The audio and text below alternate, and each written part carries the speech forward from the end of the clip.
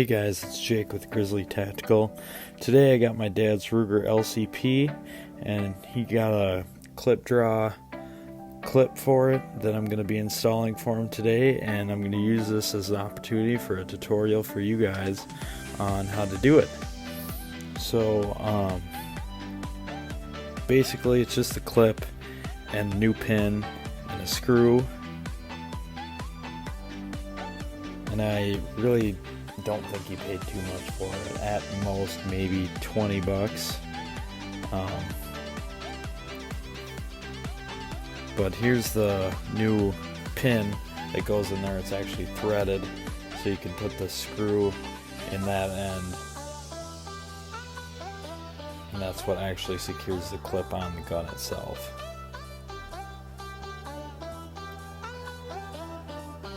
So it comes with a little Allen wrench for the screw as well. So as we know, it's unloaded.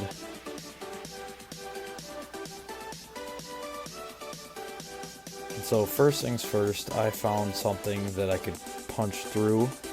So I just used a roll of electrical tape. I'd use a punch.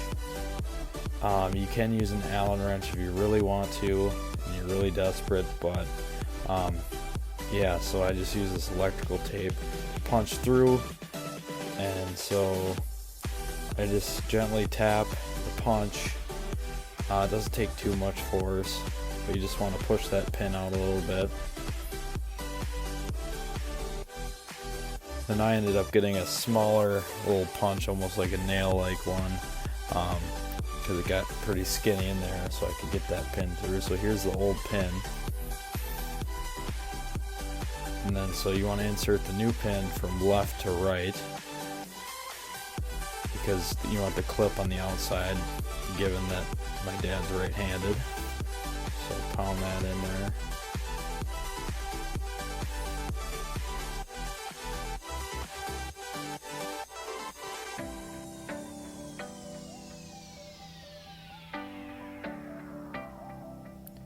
And then now installing the actual clip. Once we get the pin in, put the clip on there, get your screw. I think it's easiest to put the screw through the clip first, and then get your Allen wrench, and then start screwing on that.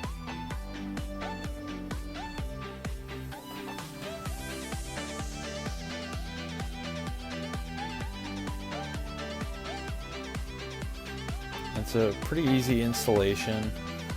Just once you get the pin out, putting the new pin in isn't too bad. And then all you do is you screw in the screw securing the clip, and it's on. It's good to go.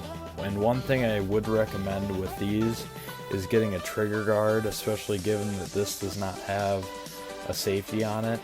That would personally sketch me out. But you know, you do what you want, but I would definitely recommend a trigger guard. And my dad has the extended pinky holder on the end of the mag, which I like and I don't. I mean, if you're looking for something this compact, you should maybe keep it compact. So here I'm going to be kind of showing you how good it fits. I take the magazine out just to kind of simulate without the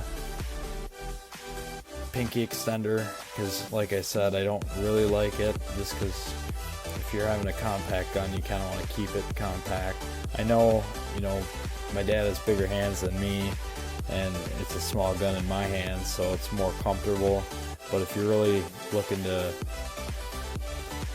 have it concealed well, I would recommend just leaving the mag alone. So here, got it in my pocket.